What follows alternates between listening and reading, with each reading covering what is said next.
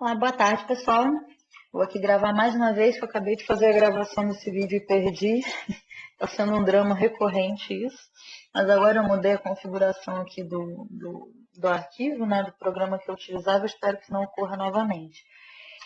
Vamos lá, eu vou começar a falar aqui sobre a crise do café, né, na aula dessa semana. Ela é a primeira aula dessa nova unidade que começamos agora, que tem por objetivo analisar desde a crise que leva à chamada Revolução de 30 até falarmos sobre a Era Vargas, né? Já na próxima aula nós vamos adentrar a temática aí da Era Vargas, falando um pouco sobre a chamada Revolução de 30, dando destaque a alguns aspectos econômicos e políticos que contribuem para ela. E na aula de hoje a gente vai abordar o capítulo 30 do Celso Furtado, que fala justamente sobre a crise do café.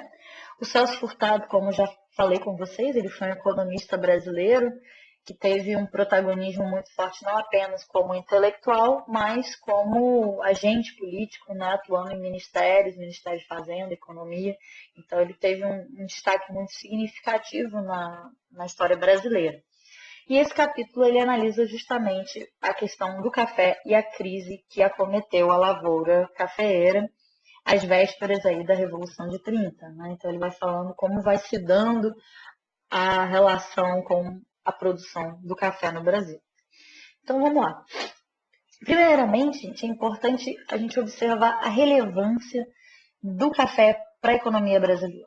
Sem dúvida, desde o século XIX, na verdade, o café se tornou o carro-chefe da economia brasileira. Especialmente na última década, como ele coloca. Né? A última década, já sob o regime republicano, a situação da lavoura cafeeira era extremamente favorável, por alguns motivos. Né? Ele elenca alguns motivos principais. Um deles foi praticamente a eliminação de um dos principais concorrentes, que era o Ceilão, na Ásia. Né? A região do Ceilão, que tinha uma grande produção de café, ela teve, né, os seus cafezais destruídos naquele período, teve um desastre e perdeu os cafezais. E, em função disso, né, abre-se uma maior oportunidade aí para o café brasileiro entrar com força nesse mercado internacional. Além disso, o Brasil também contava com dois elementos, especialmente na região de São Paulo, com dois elementos que eram fundamentais para a expansão desse investimento, desse empreendimento agrícola, que era a disponibilidade de mão de obra, né, e, por sua vez, né, proveniente, e a disponibilidade de terras também, né, e também essa própria disponibilidade de mão de obra, ela foi permitida, né, tornou-se possível em função da grande autonomia administrativa que a região de São Paulo, que era a região mais dinâmica da economia brasileira da época, dispunha. Por quê? Como nós conversamos anteriormente na primeira unidade do curso, o regime republicano instaurado, especialmente após a crise daqueles dois primeiros governos que ficaram conhecidos como a República das Espadas, né, de Deodoro e de Floriano, a gente tem a vitória do projeto de descentralização política que dava aos estados grande autonomia administrativa, autonomia jurídica, e com isso São Paulo tinha a possibilidade de atrair mão de obra, né, trazer mão de obra de outras regiões, sem que isso precisasse passar por todas as esferas, né, do governo, do poder federal. Os estados dispunham dessa facilidade, né, da descentralização. Então, nesse contexto favorável, o Brasil conseguiu controlar 3/4 de toda a oferta mundial de café. Então, 3/4 do café que era vendido no mundo era proveniente do Brasil. Porém, justamente em função dessas facilidades, em função dessas vantagens que o Brasil levava para a produção cafeeira, também estava a sua fragilidade econômica, que é o que o Celso Furtado coloca. Ele diz o seguinte, né, que a elasticidade da mão de obra, ou seja, a possibilidade de você trazer a mão de obra, desse ir e vir da mão de obra, né, essa coisa elástica, então essa disponibilidade de mão de obra, aliada à abundância de terras, então havia muitas terras férteis e disponíveis, abertas à expansão, então a fronteira agrícola estava em plena expansão, havia muita terra que poderia ser utilizada para a plantação de café, constituíam clara indicação de que os preços desse artigo tenderiam a baixar a longo prazo. Ou seja, já naquele contexto, podia-se perceber como uma tendência a superprodução.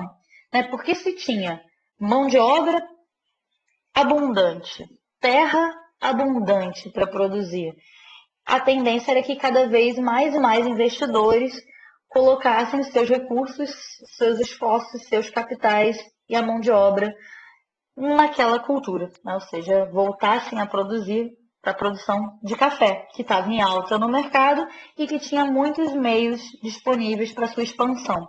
Com isso, sobraria café, né? Então, se produziria café demasiado, né? Então teria excesso de oferta, ou seja, superprodução, e uma vez que o mercado dificilmente poderia atender, né, ou abraçar toda essa produção que estava sendo realizada aí no período. Então, esse é um aspecto que o Celso Furtado aponta. Né? Coloquei aqui uma imagenzinha do café, uma foto, que está lá nos arquivos da FGV, né, do CPDOC, então coloquei mais a título ilustrativo. Essas fotos elas são da década de 1930, então período posterior que estou falando, mas inclui mais a título ilustrativo para falar um pouquinho sobre essa questão aí do café. Então, o que acontece? Né? No início do século XX, já começa a aparecer alguns sintomas dessa crise, do limite da possibilidade de expansão da cultura cafeeira. Né? Então, no início do século XX, o preço do café começa a cair no mercado mundial. Então, já é um sintoma de superprodução que estava colocado ali. E o que o governo faz para não prejudicar esses cafeicultores? O governo responde depreciando o valor da moeda. Ou seja, né, o governo diminui o valor da moeda em relação às moedas estrangeiras. Então, o dinheiro brasileiro passa a valer menos em relação ao dólar, em relação a outras moedas. Né? O que isso acaba gerando? Se, por um lado, consegue manter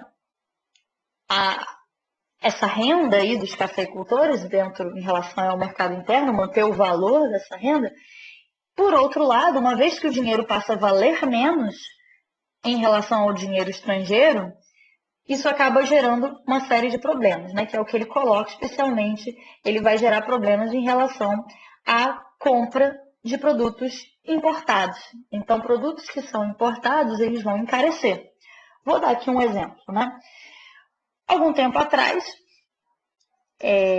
o nosso dinheiro valia bem mais. Né? A gente está passando atualmente por um processo de depreciação acentuado e acelerado da moeda. Atualmente, o real vale muito menos do que valia há poucos anos atrás. Né? O real está perdendo valor diariamente em relação ao dólar, ao euro, à libra esterlina, né? às outras moedas estrangeiras. Então, a gente está passando por um processo de depreciação da moeda. O que, para alguns setores da economia, pode parecer até muito bom. Né? A gente viu recentemente essa crise de desabastecimento de arroz, é um sintoma dessa depreciação da moeda, porque vale muito mais a pena para os produtores de arroz vender o arroz em dólar, né? Uma vez que agora o dólar está valendo muito mais em relação ao real, mas é porque, na verdade, o nosso dinheiro que perdeu valor, do que vender para o mercado interno. Né? Então, com isso atende aos interesses, por exemplo, desses produtores de arroz, certo? Mas isso prejudica outros grupos. Né? Vou colocar aqui um exemplo assim, né, recente para a gente pensar nesse contexto daí do início do século XX. Eu, por exemplo, tinha o hábito de comprar, volta e meia comprava nesses sites da China alguns produtos. Acredito que muitos de vocês também. Mas volta e meia comprava lá uma roupinha, um sapatinho e tal, num AliExpress da vida. E era bem baratinho, né? Quando o dólar não estava às alturas, como está atualmente, era um valor bem aceitável, até bem barato em relação a comprar produtos semelhantes por aqui. Então, ufa, maneiro, era ótimo, além de que eram produtos super maneiríssimos, legaisinhos, né? No entanto, de uns tempos para cá, fica meio complicado, né? Esses mesmos vestidinhos, esses mesmos sapatinhos que eu adorava comprar, agora eles, né, duplicaram, triplicaram, se não me engano, dependendo do período, acho que eles quintuplicaram até de valor, né? Então, o que acontece? Para obter algum produto importado, você vai ter que gastar muito mais do que gastava antes. Então, por um lado, apazigua em relação aos cafeicultores, mas, por outro lado, essa política de depreciação da moeda, no caso aí do Brasil do início do século XX, ela foi extremamente prejudicial para as massas de consumidores urbanos. Até porque, especialmente no que diz respeito àquela época, aquele contexto, havia muitos produtos que não havia similares nacionais para que comprasse, né? Em que ou você comprava o importado ou você não teria acesso àquele tipo de produto. E o importado encareceu. Uma vez, então, identificando esse problema, né, e sob essa pressão das massas de consumidores urbanos descontentes com a perda do valor da moeda, o governo teve que tomar outra alternativa, outras decisões.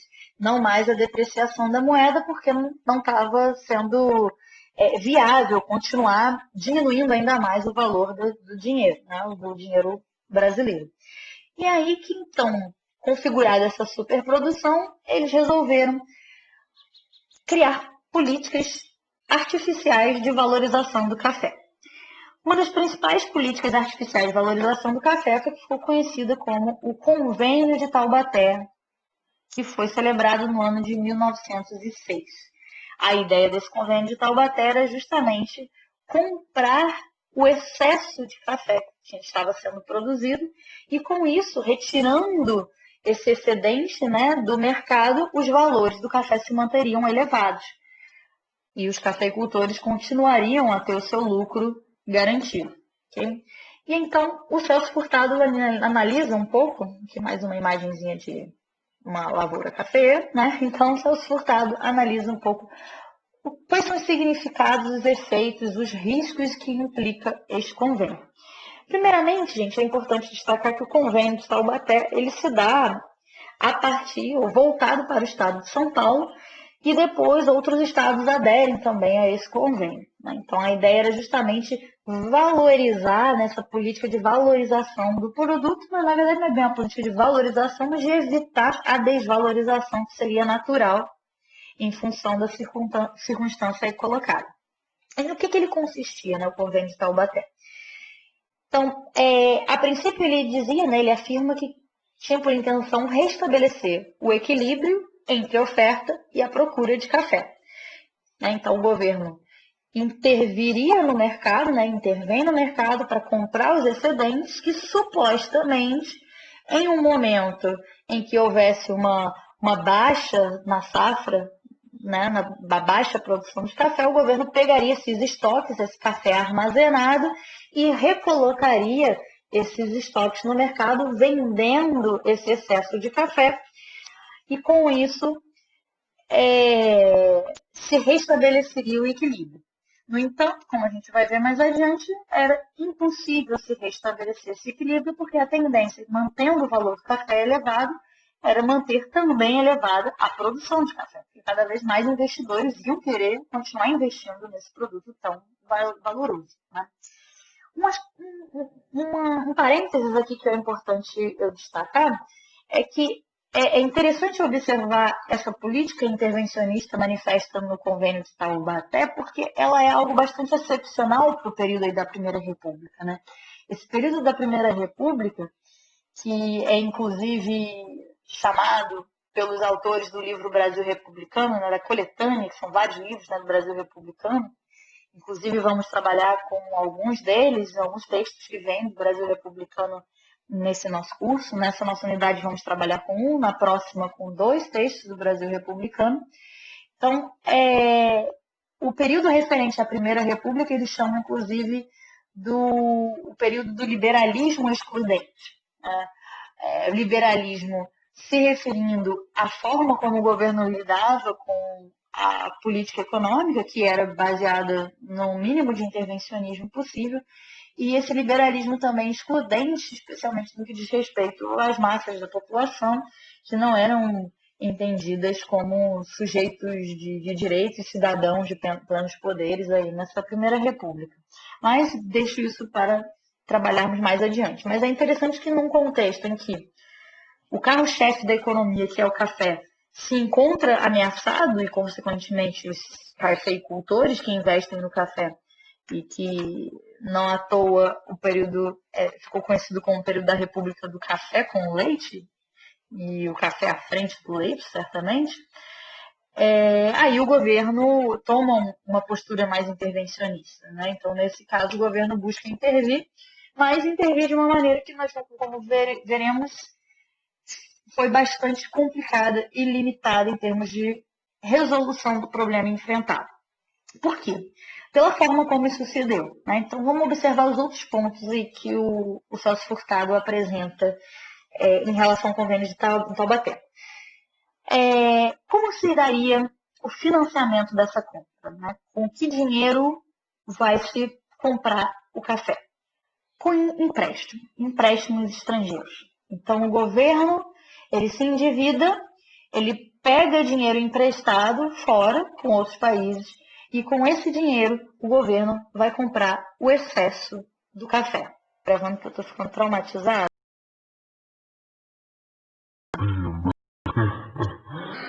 Então, com esse dinheiro, o governo compra o excesso de café e, comprando esse excesso de café, o preço se mantém elevado. Ok? Joia? Tranquilo? Mas, como todos sabemos muito bem, pegar um empréstimo é extremamente arriscado. Inclusive, não recomendo a ninguém. Nunca se endividem se puderem fazer o contrário disso, né? A menos que não seja viável. Por quê? Porque se você pega um empréstimo, você tem que pagar juros, especialmente se for do cartão de crédito. Mas qualquer empréstimo, né, você precisa pagar juros. Então, você pega aquele valor, quando você for você precisa devolver o valor emprestado e você não vai pagar exatamente o valor emprestado, mas você vai pagar continuamente juros em cima daquilo que foi emprestado. E aí, como é que o governo faz? Como é que vai ser pago esses juros? O governo, então, estabelece uma taxa, um imposto, né, que vai ser cobrado em ouro sobre cada saca de café exportada. Então, cada saca de café que se exporta, um determinado valor ali, né, vai ser utilizado para cobrir o empréstimo, para pagar o empréstimo de volta? Não. Apenas para cobrir o serviço dessa dívida, ou seja, apenas para pagar os juros do empréstimo. O valor do empréstimo continua lá e esse imposto vai sendo aplicado sobre as taxas exportadas. Okay? Então, essa é a forma que eles entendem, né, que seria viável para controlar o problema. Mas, como o Celso Furtado observa, aqueles sujeitos, aqueles políticos, né, aqueles economistas ali que estavam pensando essa política de valorização, botada entre aspas, né, de valorização, a valorização artificial do café, eles tinham noção dos riscos que eles estavam enfrentando. Eles sabiam que havia um perigo do problema se agravar e do convênio de Taubaté dar errado e a coisa virar uma bola de neve, né? E a dívida virar uma bola de neve e o valor do café voltar a cair, o governo não ficar continuamente comprando excedente. Então, eles tinham noção dos riscos. E é por isso que eles estabelecem lá no convênio de Taubaté que, para solucionar o problema a longo prazo, os governos dos estados produtores deveriam desencorajar a expansão das plantações. Ou seja, eles deveriam criar políticas econômicas que fizessem com que não expandisse a lavoura cafeeira. Eles tinham que criar mecanismos para limitar a expansão da lavoura, para que não fossem investidos capitais em novas áreas de produção, em ampliação da produção cafeeira. Ou seja, eles percebiam os riscos. No entanto, o que o Celso Furtado coloca é que, apesar de perceberem esses riscos, na prática, nada foi feito. Então é aquilo, né? De boas intenções, o inferno está cheio, como diria o ditado popular. Então, o convênio de Taubaté tinha, assim, por intenção segurar o problema, evitar uma crise que fosse uma crise drástica para a economia, que era muito dependente dessa produção cafeeira. O café é o carro-chefe da economia no período. Se o café desanda, havia risco de desandar toda a economia brasileira, ou ao menos toda a economia paulista. Então, eles criam o convênio, mas eles sabem que, se não limitar o crescimento da produção cafeeira, cedo ou tarde isso vai desandar. E é o que vai acontecer, especialmente quando chegar o período da década de 1920. Isso vai efetivamente desandar, ok? Então, eles tinham essa noção dos perigos que envolvia essa política de valorização. Mas, se nada foi feito, né, para não interromper esse processo, não interromper esse risco aí, o que ficava para o investidor era justamente que o valor do café estava elevado, se mantinha elevado. Então, era um ótimo setor para se investir. Então, era um ótimo setor para continuar produzindo. Então, cada vez mais a produção cafeeira se manteve e se ampliou, o que vai revelar depois a grande crise aí do café, se aproximando ao período de 1930. Eu vou pausar aqui, continuo no próximo vídeo para não ficar excessivamente